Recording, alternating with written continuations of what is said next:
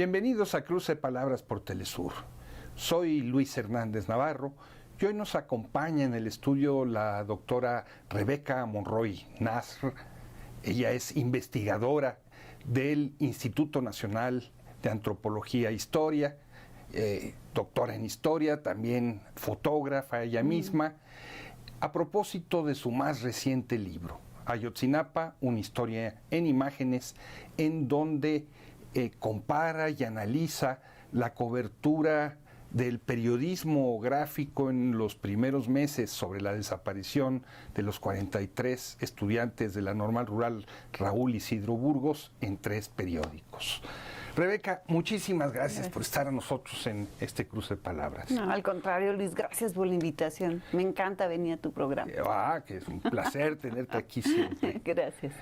Rebeca, no es común encontrar estudios históricos que partan de la imagen, sobre todo, de la imagen fotográfica en este caso. ¿Qué te lleva a hacer este estudio comparativo de los medios de comunicación, en este caso de 3 periódicos? Fíjate que lo que me importó mucho desde el primer momento que hubo los eventos de aquella noche de Iguala, el 26 y el 27 de septiembre, fue la ausencia de imágenes, ¿no? Es decir, de repente te percatas que ante la ausencia de los 43 hay un cúmulo de imágenes que se empiezan a dar posteriormente, porque en un primer momento no las hay, ¿no? No sabemos qué pasó, no, excepto lo que es el diario La Jornada, que para la madrugada del 27 ya está sacando la primera nota en páginas interiores con una foto donde se ven 2 chicos yacentes, muertos en el pavimento húmedo, ¿no? Entonces, muy interesante porque ¿cómo vamos a sustituir esa ausencia con las imágenes? ¿Cómo vamos a resarcir la cuestión de la memoria con las imágenes y el retrato de los 43 ausentes? Y eso es lo que a mí me lleva a buscar las fotografías en los diarios, ¿no? Porque se van a complementar con otras fuentes de las redes, de fotógrafos independientes, pero ¿qué pasaba en los diarios, ¿no? Entonces por ahí me acerco. Fíjate que es muy curioso porque el movimiento de los normalistas fue documentado paso a paso a través de lo que se conoce como el C4. Sí. En la ciudad de Iguala hay cámaras vigilando. En la central de autobuses hay cámaras también vigilando. Lo de hoy es que todo mundo tiene un celular que toma fotos en los momentos más indiscretos.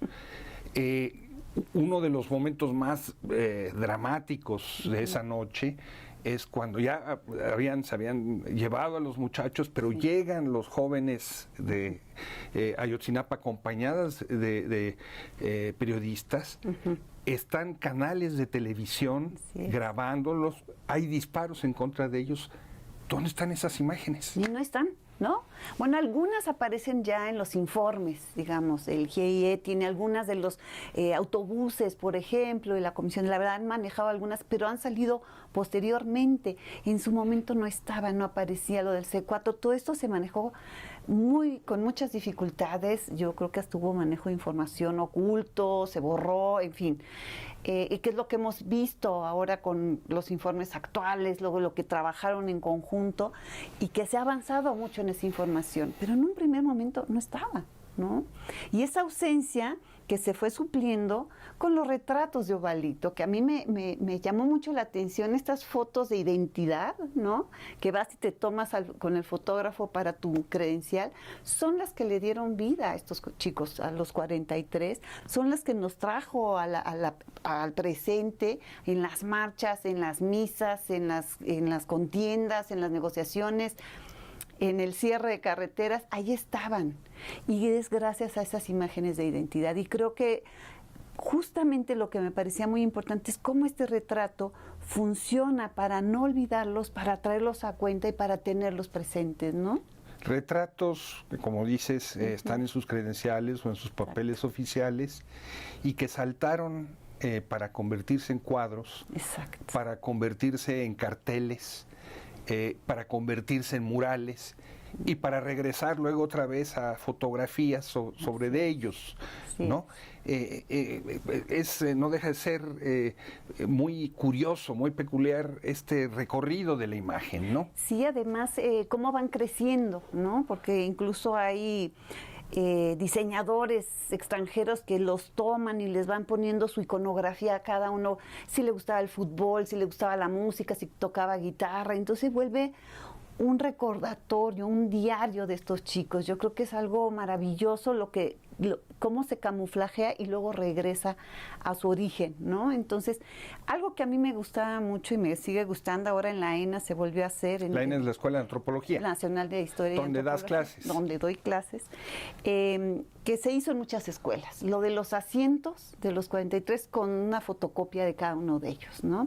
Y están allí finalmente y puedes ir a sentarte y ver cómo seguimos recordándolos a 9 años de su desaparición forzada, ¿no?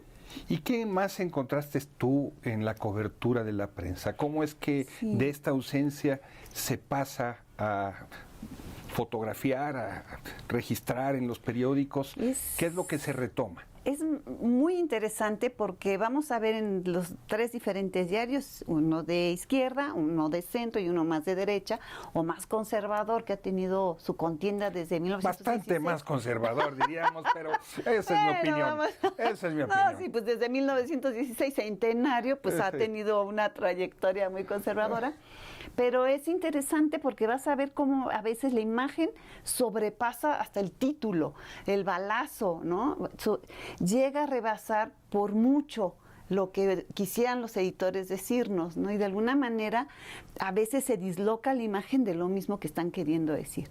Yo encuentro, y no es porque tú trabajes en la jornada, pero yo encuentro que la jornada lo que hizo fue formarnos, enterarnos, profundizar la conciencia, ¿no? En los otros diarios, en el más conservador, era, como dice Gaby Pulido, puro opinólogo, ¿no? Era una cosa de opiniones, no había la parte de investigación que tiene la jornada, que te mete, había desde políticos, los articulistas, los periodistas, pero había manera de empezar a entender un fenómeno que se venía dando desde mucho tiempo atrás, que era lo de las normales rurales, ¿no? Y lo vemos aparecer en las imágenes y vemos cómo estaban ya desde antes.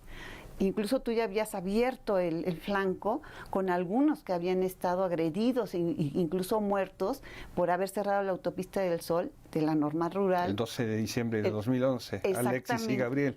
Exactamente, por pedir cosas básicas para su escuela, ¿no? Y entonces ya venían informando, ya venían dotando, y están las imágenes que son tremendas, ¿no? De los chicos muertos en la autopista del Sol, y se va dando una contienda visual que rebasa con mucho lo que es el artículo o la palabra, ¿no? En algunos casos, en otros donde son más conservadores, a mí me gusta mucho pues una radiografía del país. Vas viendo primero si no aparece tanto en las primeras planas y poco a poco empieza a aparecer en primeras planas Ayotzinapa. Incluso se les quiso vincular a los chicos con el narcotráfico. Se les cae el argumento y vamos viendo cómo las fotos subsisten y cómo van dándole cuerpo y vida a los padres y las madres de familia, buscando a sus chicos, buscando la verdad y la justicia. Entonces a mí me parece muy importante que las imágenes van decantando toda una historia. ¿Y cómo la cuentan? ¿Y de qué manera la van contando? Creo que es el recorrido que yo quería hacer, el recorrido iconográfico, para mostrar que esta historia terminó justo en enero del 2015, cuando se habla de una verdad histórica, ¿no?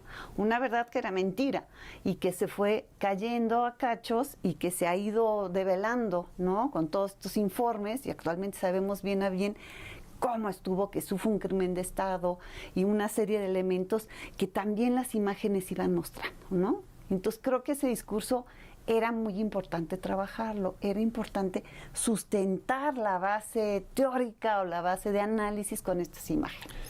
Rebeca, las normales rurales tienen ya más de 100 años de existencia, ya casi para 102, ¿no? Sí. Se formaron en 2012, perdón, en 1922. Exacto. Sin embargo, durante muchos años fueron invisibles para la opinión pública. Sí. ¿Cómo es que aparecen gráficamente la Normal Rural, Raúl Isidro Burgos, en la prensa, según tú pudiste documentar? Fíjate que es bien interesante, de repente hay fotos de la portada, de la fachada de la Normal, donde aparece el Che, ¿no? Y entonces no sabes si el diario está queriendo mostrar que sí hay una dirección de izquierda en estas escuelas, o se está mostrando dónde surge, y ya con el discurso lo vas enlazando. Entonces es muy interesante porque las normales rurales han tenido, tú lo has documentado muy bien, han tenido una historia durísima, han cerrado el Bester diciendo que eran la antigua dirigente magisterial que las odiaba. Sí, exacto, que decía que había que desaparecerlas, o sea, formar escuelas de turistas, de guías de turistas. Públicamente condenaba estas escuelas, públicamente estaban condenadas porque tenían un presupuesto miserable para los alimentos diarios, o sea, tenían 10 pesos por alimento, una cosa ridícula. Entonces han sido, pero además son el sueño de los padres de estos estados, ¿no? O sea, el sueño de que sus hijos sean normalistas, tal vez dejen el campesinado, tal vez tengan un mejor nivel de vida y se vayan a enseñar a otros chicos en sus estados o en otros estados, pero es un sueño que tenían y que tienen y que es importante mantener. A mí me parece que son fundamentales estas escuelas rurales creadas hace más de 100 años, ¿no? Los padres de familia tomaron los carteles que se hicieron con estas fotos de ovalitos y esos carteles los acompañan a cuanta actividad han tenido a lo largo de todos estos años, pero también en los primeros meses, en las marchas, en las pláticas. Tiene la impresión de que duermen abrazados al sueño de sus hijos y con esa imagen. Tú en esta investigación encontraste mucha esta combinación del padre con la imagen del hijo. Sí, no, es un diálogo hermoso. Hermoso porque sí se abrazan a él, lo están presentando y representando todo el tiempo. Son retratos enormes, mucho más allá de lo que podrían ser, y acompasan las marchas, acompasan las negociaciones, están con ellos todo el tiempo, y yo creo que eso ha evitado que los olvidemos, ¿no? Que además trascendió internacionalmente, y estas imágenes también llegaron a foros internacionales. A mí me tocó estar un par de años después en Toulouse y había obras de teatro, las fotos colgadas, cine, la mención, el enojo todavía estaba muy caldeado. Me tocó ir a Chile y también llevé una parte de este trabajo allá y la gente está muy enojada, ¿no? ¿Te parece si vamos a una pequeña pausa? Claro que sí. Claro Amigos, que sí. amigas, no se vayan, volvemos en muy breves instantes.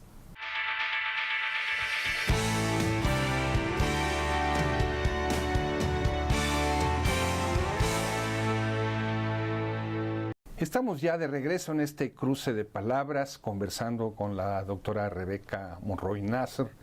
Ella es investigadora del Instituto Nacional de Antropología e Historia, en el área precisamente del Departamento de Estudios Históricos, sobre su más reciente libro, Ayotzinapa, una historia en imágenes.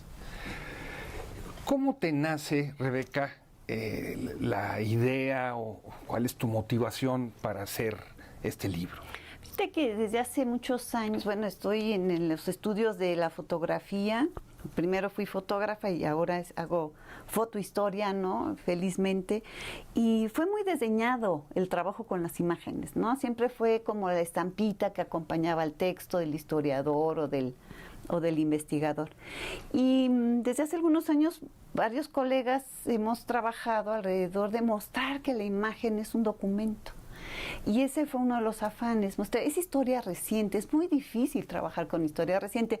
El margen de periodismo, sociología e historia se va perdiendo y tienes que estar recolocándote continuamente. Pero la fotografía te permite esto, ¿no? Porque la foto en el momento que es tomada ya es pasado. Entonces es muy interesante cómo puedes ver el grupo documental, compararlo, entrar en intertextualidad con los pies de imagen, con los pies de foto, con los artículos y ver qué se está derivando, qué se está diciendo. Por eso me quedan esos primeros 4 meses, ¿no?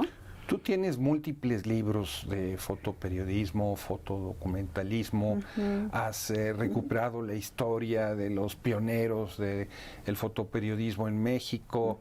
¿Qué diferencia encuentras entre hacer una investigación como la que has hecho sobre ese tema y un asunto tan doloroso, ¿no? Una herida abierta como la que es, como Ayotzinapa? Sí, es totalmente diferente, ¿no? Yo siempre decía que prefería a mis sujetos que ya no estuvieran en el plano material, porque podía yo dirimir y pensar y elucubrar y hacer mis tejidos con los documentos, ¿no? Que hay que buscar los contextos y tejer con cartas, con entrevistas, con archivos. Esto es un poco más difícil porque es tiempo actual. Se está moviendo, es arena movediza. Entonces tienes que ser muy cauto en lo que tocas y en lo que dejas. Hay cosas no terminadas, hay cosas que estamos por ver, hay cosas que se ha avanzado muchísimo en la investigación, tenemos datos mucho más confiables, ¿no? Se ha tejido muy bien la historia. Ya sabemos ahora cómo estuvieron con lo que tú dices, ¿no? Entre el C4, las comunicaciones internas, quién se fue dónde, ¿no? Más o menos ya el quinto camión, ¿no? Que decían que no existía, ahí está. Entonces sí es interesante ir viendo cómo se fue armando. Pero hay arenas movedizas en donde hay que pisar con cuidado y ver qué va a pasar. Entonces te aseguras de lo que sí sabes que está allí, como son estas imágenes, como son el diarismo, y llegas hasta donde puedes. No puedes invadir más allá, no puedes especular un futuro, ¿no? Entonces creo que las imágenes es lo que nos dota, y sobre todo en este periodo acotado, contrastar los tres diarios fue muy importante. Creo que fue un corte interesante porque vemos cómo se mueven unos y otros. ¿Para dónde va? Cuando las imágenes de la Puerta Mariana en fuego, el Metrobús, hay quien proclama miedo, ¿no? Cuidado con esto. Y hay quien dice, está pasando esto. Entonces te das cuenta de cómo la opinión pública se va forjando, se va generando, y por dónde también como editor tienes que trabajar y como fotógrafo, ¿no? Es bien interesante. Una parte de esa historia gráfica son las imágenes de los funcionarios. Ay, sí. ¿No? De quien hoy está afortunadamente preso, diríamos, el antiguo Procurador General de la República, pero no solamente de él. ¿Qué te dice la fotografía de estos personajes? Ay, no, es bien interesante. Por ejemplo, es que la radiografía del país se está cayendo el país a cachos, el dólar se está devaluando, el petróleo para abajo, los gasolinazos, la Casa Blanca. Empiezas a ver 4 meses y te da una radiografía del país, pero de un deterioro, de una corrupción, de una Videogaray con casa, la Casa Blanca, en fin, y son imágenes. Entonces, muy interesante porque hay veces que el diario, por ejemplo, presenta a la esposa del presidente, a la gaviota, enorme, y Peña Nieto pequeñito, ¿no? Cómo se fue empequeñeciendo la figura conforme él se quiso lavar las manos y deslindar del problema, se fue a China, se fue a Australia, ¿no? Y lo presentan tamaño retrato infantil, junto a la gran gaviota. Entonces vas viendo los contrastes, cómo se iba opinando el diario, cómo se iba poniendo en escena, porque no hay imagen inocente, ¿no? Y por otro lado, Murillo Karam, ¿no? Que es impresionante. Todos los diarios sacaron las imágenes de él en oración, en angustia, en preocupación, diciendo que es su caso cerrado, ya estaban muertos, ya los encontramos, ¿no? Una cosa terrorífica. Y a mí algo que me gusta mucho, La Jornada pone, sí, a Murillo en oración y en aflicción permanente, y de repente pone una de las hermanas de los chicos de Ayotzinapa con el retrato del hermano y afligida oyendo esa noticia, o sea, y ahí sí yo abrevo a un análisis desde las emociones, porque lo que estás generando y lo que estás volcando es la cuestión de la emoción a través de la foto y de la nota. Y lo que hicieron fue durísimo, ¿no? Yo creo que fue un poco muy doloroso para los padres y las madres y para la sociedad en su conjunto, ¿no? Yo creo que les quitaron la paz que tenían y eso no sé cómo lo puedan recuperar. Un intelectual muy ligado al viejo régimen priista, no vamos a decir su nombre, fue en algún momento captado en una fotografía fumando un puro, tomando una copa con un personaje muy importante del viejo régimen. Sí. Indignado, él respondió diciendo, buena foto, mala leche. ¿Tú dirías que en esta cobertura de periodismo gráfico alrededor de Ayotzinapa hay buenas fotos con mala leche? Yo creo que hay buenas fotos, excelentes fotos y tal vez mal editadas eventualmente, ¿no? Porque cuando se pone la foto y se pone un titular que no concuerda y que no te hace sentido, ahí se desdobla la imagen, ¿no? Y ya lo decía Karl Marx, decía, hay obras que rebasan a su autor. Y eso me parece que pasó en muchas de las imágenes. Y hay otras con mala leche, sí. Sí creo que está uno buscando la imagen que denote esa emoción o ese malestar o La Jornada lo ha hecho mucho y a mí por eso me gusta, ¿no? Con Salinas de Gortari y con un montón de los presidentes, ¿no? Cuando le sacaba la lengua a Elsa Medina como cómplice cuando está Zapata atrás, ¿no? Entonces creo que hay imágenes que por sí mismas funcionan, tienen un discurso, tienen una gramática visual y con mucha mala leche, por supuesto, ¿no? ¿Cómo abordaste el análisis de las protestas que hay alrededor de Ayotzinapa? Porque fue un momento de una gran erupción social, ¿no? Sí. No, y además estábamos viviendo lo del Politécnico, que había una inconformidad por parte de los alumnos, estaba todo alborotadísimo en la Ciudad de México, Osorio Chong intentando negociar. Secretario de Gobernación. Secretario de Gobernación, en mangas, ¿no? Las fotos en mangas, intentando negociar con los chicos. La ciudad estaba vuelta loca, ¿no? Había mucha inconformidad y yo creo que por allí la presencia de los padres con sus retratos cambió la historia también, porque no habíamos tenido eso, una presencia tan contundente, tan visualizada en muchos años, ¿no? Entonces sí estamos hablando de 68, 71, incluso podríamos irnos atrás, ¿no? En la decena trágica, que es algo que yo comento que me parece que es tan connotado gráficamente como ese evento que fue el más fotografiado de la Revolución. Y me parece que Ayotzinapa lo es muy fotografiado y analizarlo de sus imágenes nos da otro discurso sabiéndolas contextualizar. Tú tienes una cultura visual muy amplia, muchas relaciones con fotógrafos de todo tipo.